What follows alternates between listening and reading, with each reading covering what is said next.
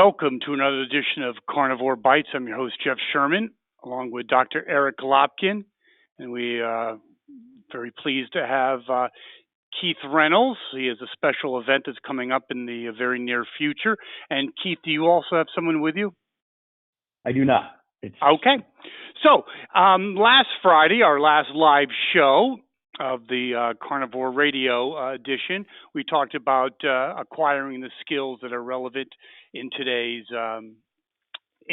business world, in today's environment. And maybe you can give a little recap. First of all, let's talk about your event, when it's going to happen and what it's all about. Yeah, so starting July 5th, we have a skills navigation program and training program for digital tools from Google and companies like HubSpot and SEMrush around getting a small business up online or helping people find new jobs by adding to their resume and their LinkedIn profiles, or even building an Upwork profile as well. So if these names aren't familiar with people who are listening, these are the kinds of tools that people are using to get jobs today. There are lots of jobs that are going unfilled that pay $30 and $50 an hour when you have experience with these tools and helping create solutions for business, from small businesses all the way up to very large businesses. Interesting you say that. I'm sure most of our listeners are tech savvy, but let's say some who maybe started their career earlier, the job search, as you mentioned, LinkedIn, among other tools, is quite different than it was 20 years ago. Correct? Certainly. And it's all about having a network now, especially after the last year, and being able to connect even when you're working from home. And whether you're looking for a job or you're trying to bring clients into your business. The environment has changed so rapidly and so drastically that it's very confusing. There's literally thousands and thousands and thousands of courses out there, and to be able to have a navigator to help you select ones that get you a certification, that are free, that are from a credible company, that are actually going to produce the kinds of skills that can get you a job. That's what we're trying to do. We're not actually going to teach the classes. These companies have the curriculum. We're helping our learners to navigate to them and reduce the confusion. Dr. Lopkin, you're someone that's well versed in this area. I know that I guess now it's become more traditional, but you're at least one of your kids has gone more of the skill-based route than the 4-year degree. Would you like to elaborate on that and what Keith already has talked about? Yeah, those skills are so important. And more companies are foregoing the requirement for a 4-year degree in favor of these certifications that these companies offer. So being able to navigate them is very important. And Keith mentioned LinkedIn. The job search itself has changed so much. It used to be a very reactive process. You saw an open position, you sent in a resume, waited, to see if there was an interview. Now, the vast majority of jobs are filled before a job listing is ever posted anywhere. And they're filled by recruiters reaching out to people on LinkedIn, reaching out to their own networks. So if you're first looking for a job now and you're first trying to build your network, you're already behind the 8 ball. You need to build your network now for the job that you may be trying to find a year from now, 2 years from now. Keith, any thoughts on that? I think Dr. Lopkin has a very good point.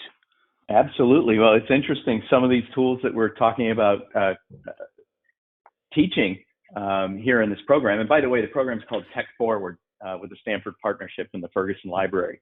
And when is the date on that again? July 5th. Thank you. July 5th. We'll keep coming back to that. July 5th at lunch. It's an hour-long support group to help you get these certifications.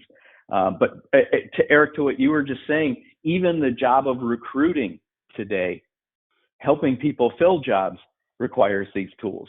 Yep. And these are low and no code jobs, right? It's no longer necessary to know how to write computer code or be a software engineer to get a tech job, but you have to know these tools that are for jobs like in marketing and for recruiting and sales even, so we're really and the beauty of this program is it's free, so it's helping you sort out the wheat from the chaff and all of these jobs, clear up the confusion, because we've curated these things, and then we're going to support people through the learning process. And it is a self-paced learning, right? So you have a week to go through the certification program, and we'll have 2 check-ins with our navigators to help people learn these skills, answer questions.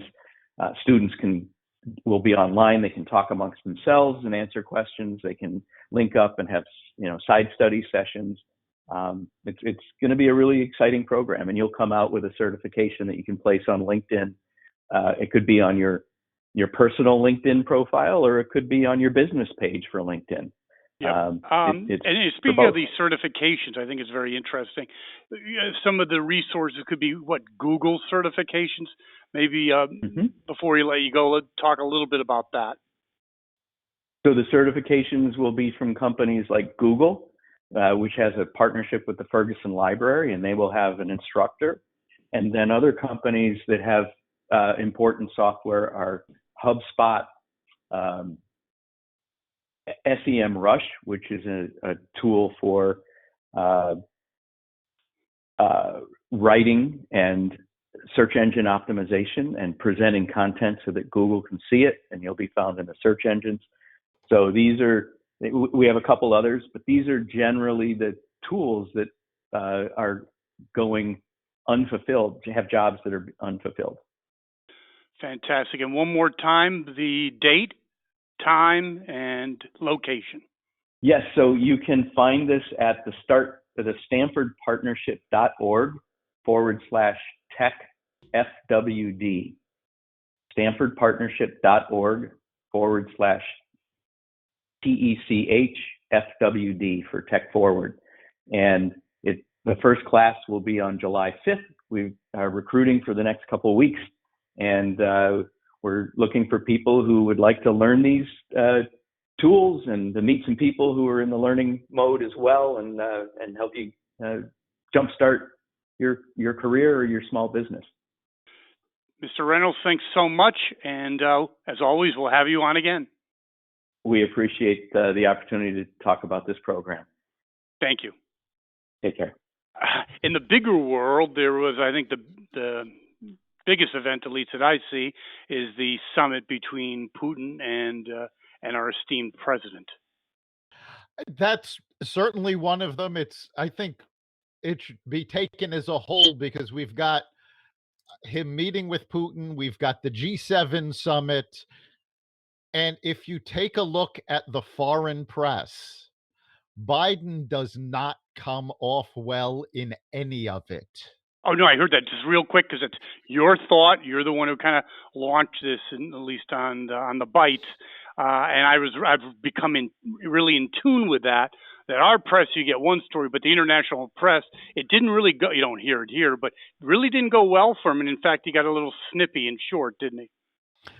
He got snippy and short, but the British press is actually reporting that British aides have come forward, talking to the press, saying Biden was not able to follow along with what they were talking about. They are coming out and saying, yeah, no, he is not there. That's obviously a little troubling, especially so early in a term. How do you see this playing out? Well, there's only so much that the American press can cover for the president.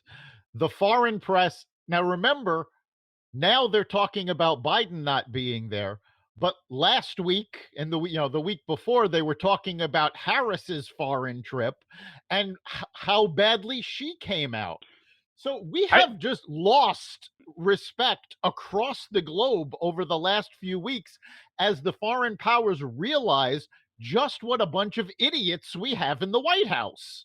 Could it also be a situation where there's no backstop? Meaning, if you had a competent vice president, they can alleviate some fears. But given the South American trip, we really don't, do we? No, there's no backstop. You know, people are legitimately afraid of leaving Biden in office, but now they've seen Harris is not ready for prime time. She couldn't handle the job. So Nancy Pelosi, even before the election, was looking into the possibility of, well, how can Congress remove a president that's not competent? Now they're up to Schitt's Creek without a paddle because there's nobody that's competent to take over. Now, just to be clear, the foreign press was saying that Biden couldn't follow what?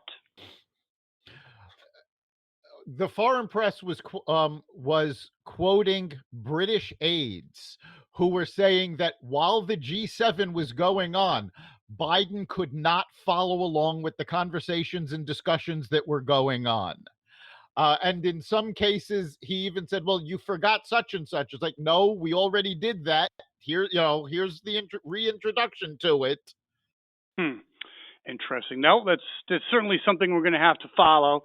I also believe, I'm not quite sure, that Biden reneged on doing a joint press conference with Putin. Is that correct? He did. Biden refused to do a press conference with Putin, which is traditional. But more than that, he backed off harsh criticisms that he said in the past. While Trump was in office, Biden called Putin a killer. And he was saying this as a criticism of the way the Trump-Putin relationship was going. But quite frankly, we know Putin is a killer. When Biden was asked about this now, he backed away. He was like, well, he's a very formidable leader. Well, it goes to the whole point that it's a debate if he's actually in charge. So I think it's a day-to-day situation in terms of what the talking points are. It's a day-to-day situation, and what's even worse is that his decision processes are clearly not what they're putting forth to the American public, because one of the first things he did was he killed the Keystone Pipeline. And he said, it's because of climate change. It's about environmental impact. However, he has just removed sanctions, allowing a Russian pipeline to go through that, one, will embolden Russia, but is just as big, if not a bigger environmental problem than Keystone ever was. So he's absolutely all over the place. What he's saying is, oh, I did this for the environment. It's clearly not true. And now more and more reporters are seeing, well, wait a minute, this is not, what they said it is. We can't go forward with this. And it's even reached the point where they're being made fun of again by Democratic and left-leaning comedians. Jon Stewart was on The Late Show this week talking about the Wuhan lab, going off on the fact that the Democrats pushed this theory that, it just happened naturally in the wild. Meanwhile, the lab that is in question, that it came out, that they're saying now it came out of, and it's plausible, Jon Stewart went off for quite a while talking about the fact that the name of the lab is the Wuhan Novel Coronavirus Lab. Yeah, I think it doesn't take a genius to put two and two together on that one. Exactly. And I mean, Jon Stewart made a fantastic analogy in one of his jokes where he said, if an outbreak of chocolate happened outside of Hershey, Pennsylvania, you wouldn't think it happened naturally. You would say, it came from Hershey.